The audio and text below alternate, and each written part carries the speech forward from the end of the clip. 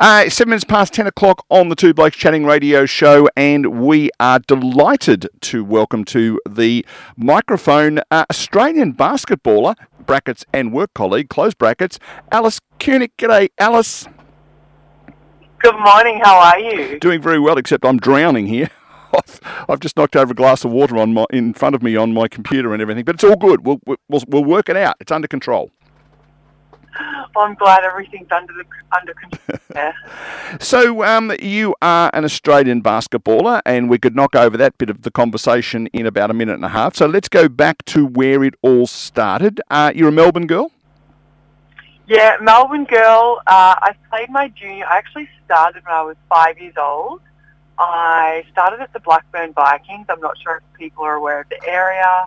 Started when I was 5. My brothers played, and then when I moved up during the ranks, I started playing for the Alpha Wildcats. Played my whole junior career there, which was great. And then, went on to the AAS and playing in the WNBL.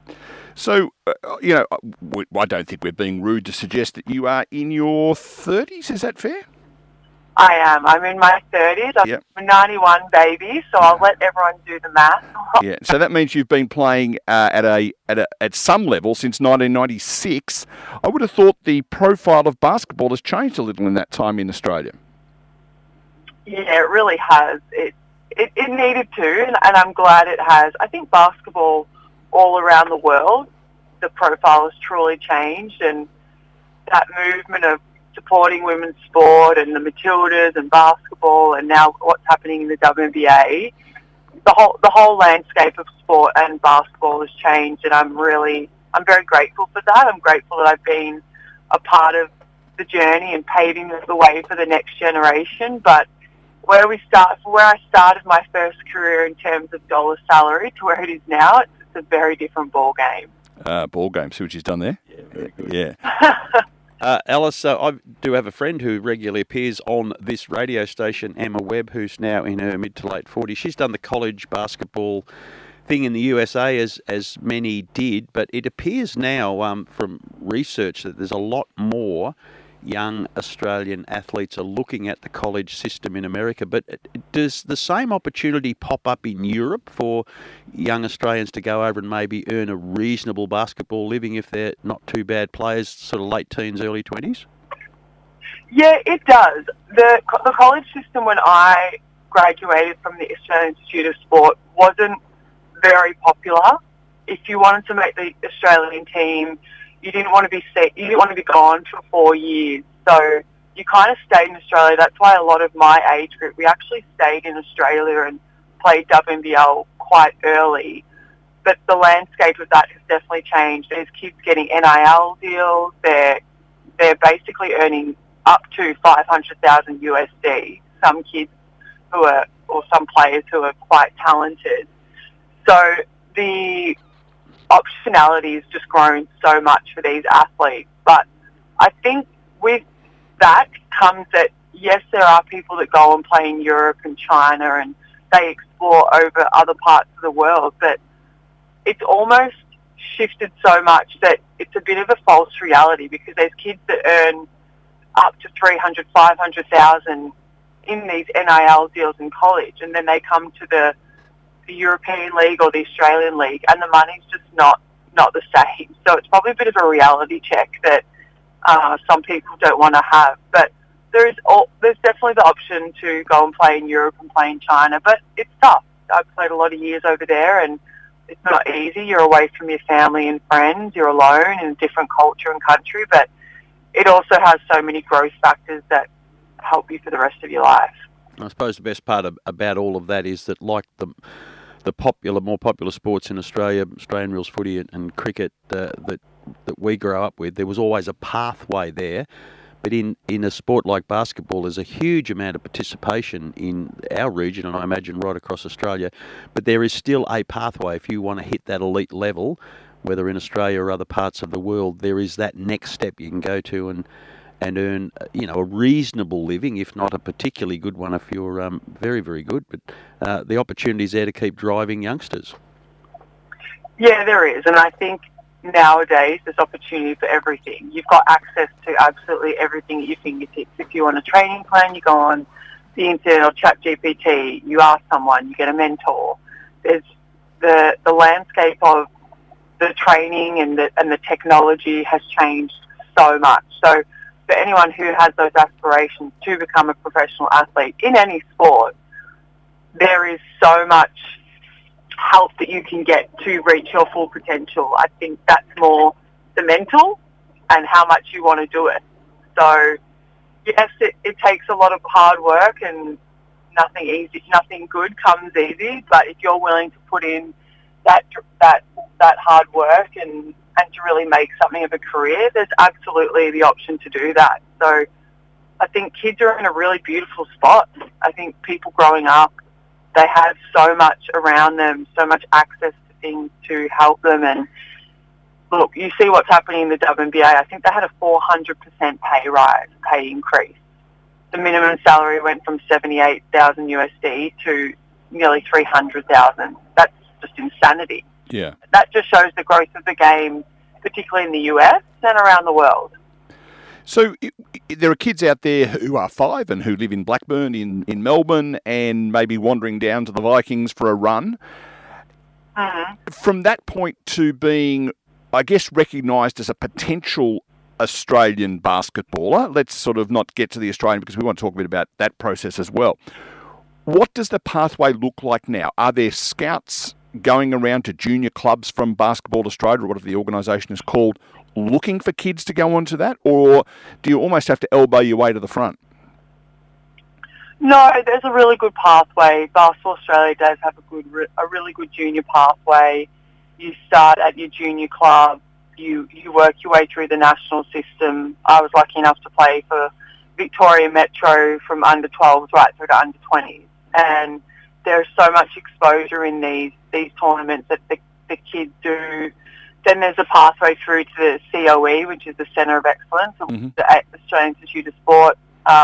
We all went for 2 years with a scholarship, and there you're preparing for the Under-19 World Championship. So there's another, I guess, exposure for these kids, or young adults, I guess you could say. And then from there, it's deciding if you want to go to college. Do you want to go straight pro, or what option or what route do you want to take? And it's very different for every single individual.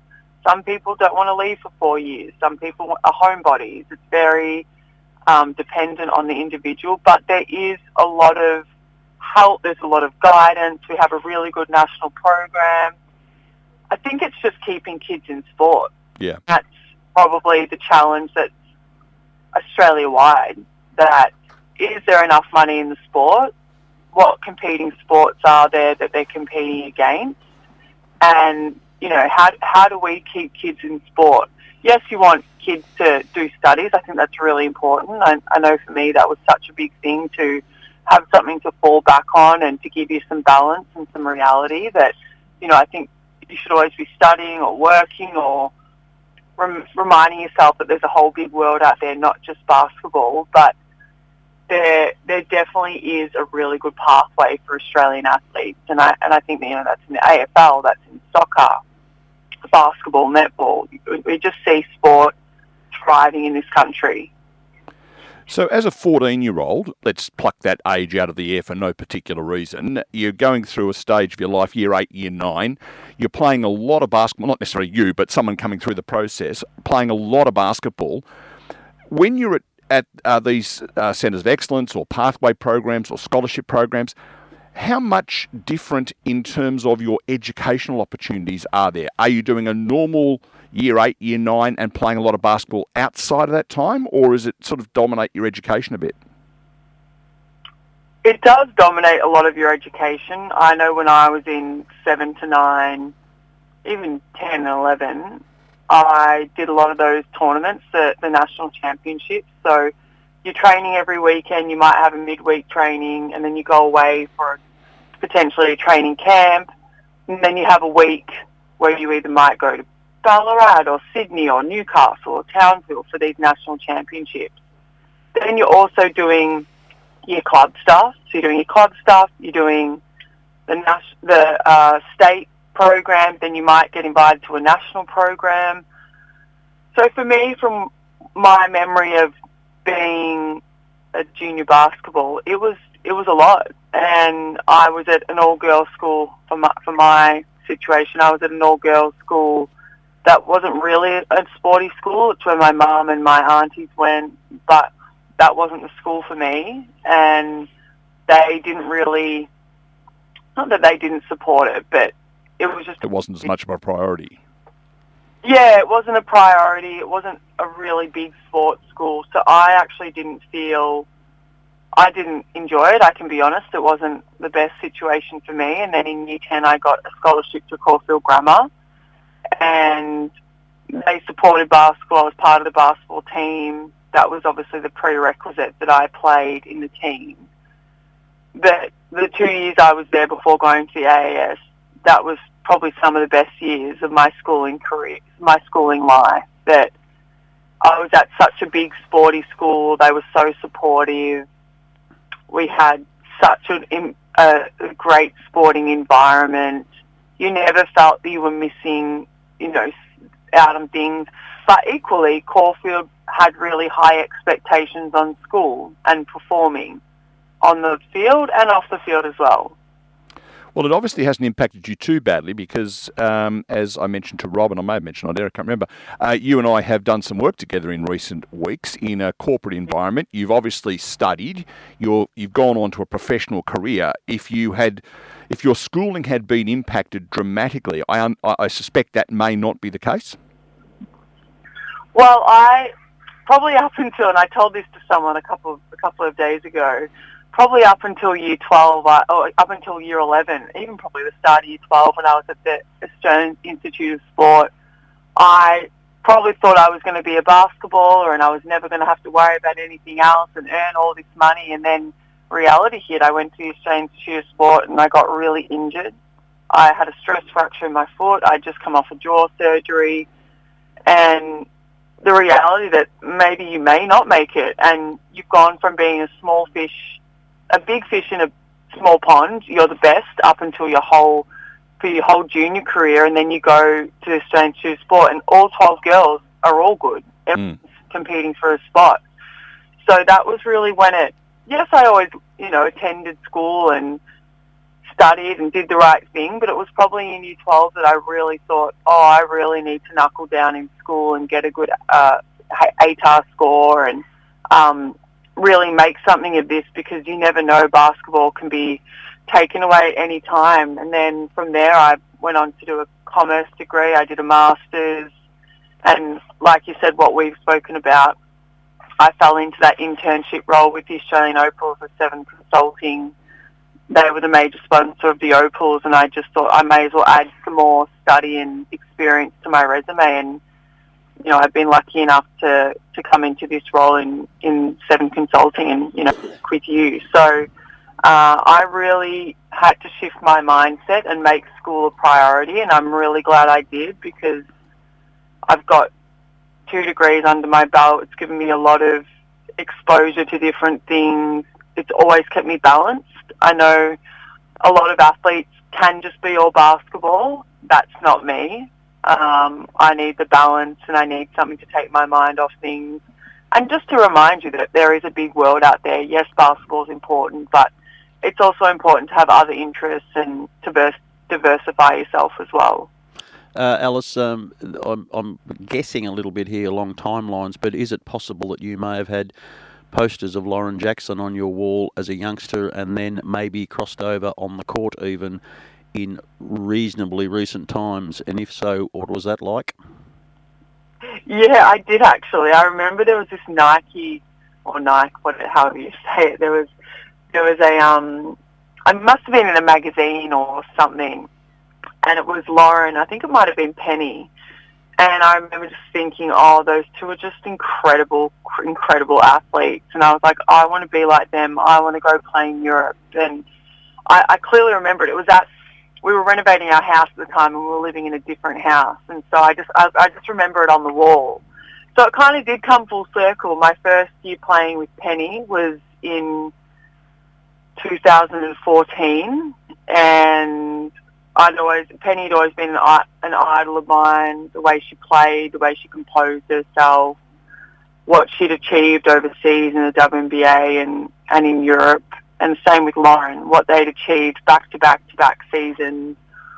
It's tough, and I like I said, I was lucky enough to play in Europe, and I think that really sparked from those girls and seeing them all play in Europe, and then was lucky enough to play with Lauren with the national team before the 2024 Paris Olympic Games. So, yeah, it was really a full circle moment, and those women, incredible women, paved the way for our generation, and now it's up for us to pave the way for the next generation and to believe that anything is possible, and the power of hard work and persisting and never giving up. It's a really good lesson for a lot of young kids. It'll surprise you to know that Rob and I are in no position to comment on this particular question. We're going to have to rely on your experience. What's it like when you pick up the phone and the person at the other end says, by the way, you've just been picked for Australia? Yeah, it's incredible. It's a feeling you can't describe. And I remember my first Australian Opal squad was 2013 after the London Olympics. I was quite young, and I remember getting the email, and that's kind of what you work your whole life for. So it's an incredible honour to represent your country, to wear the Australian colours. It's an incredible honour. It's what every athlete dreams of. I've been lucky enough to win a gold medal at a Com Games, be part of national teams, and it's really special. It's what every athlete desires for. It does also come with some disappointments, and I've experienced a lot of those, but at the end of the day, your journey is your journey, and you just have to be grateful for all the highs and lows and everything in between. But no, I've been very fortunate to represent Australia, and I wouldn't take it back for anything. So how many times have you run out on the court wearing the green and gold? Oh, that's a very good question. I wouldn't even know. Well, and in some respects, that says something about I mean, we haven't worked together very much. We've only got to know each other a little bit, but that sort of speaks to me of the sort of person you are.